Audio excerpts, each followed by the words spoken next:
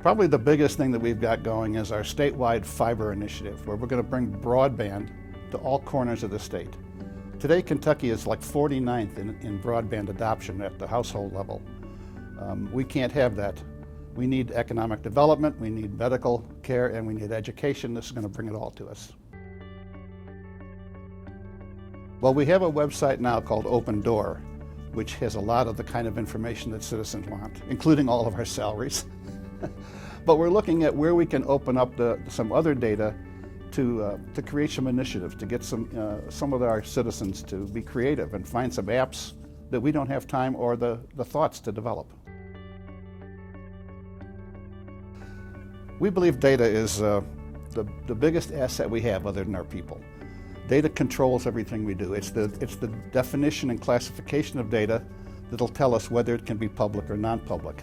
It's the definition and classification of data that's going to drive us to the public cloud or the private cloud or the government cloud. We have a master data management program in place that we are consolidating the data, sharing the data across agency boundaries. We have an executive order from the governor that mandates that sharing, and we're beginning to use it for data analytics to find out how we can better serve our citizens. Cybersecurity is clearly our #1 priority. It's on everybody's mind. Everybody you talk to today, whether the topic is security or not, it always evolves there. There's a fine balancing act between making the government run and being secure. I mean, the only really secure data is in a locked vault surrounded by cement and a lead shield. So we're trying to find that balancing act that says, here's an acceptable level of risk that still lets the government operate as effectively and as efficiently as possible. And it's a juggling game every day.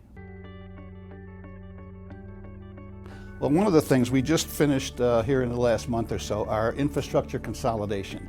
We began 2 years ago to consolidate the infrastructure across the executive branch. That brought in about $12 million a year in savings. We're doing that.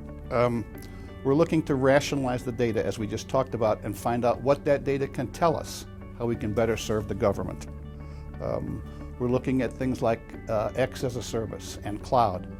I've made the statement publicly several times that I intend to be out of the infrastructure business in 5 to 7 years. And I think that's going to bring some agility to the government that we don't have today. The cloud will let us move faster and at a much lower cost point than we can today. I think the biggest thing I've seen is the willingness of government to begin accepting the cloud. 2.5 or 3 years ago, we were all reluctant. The word was no when you said cloud. Today we're moving away from that. We're becoming open to it. We're understanding the value of it.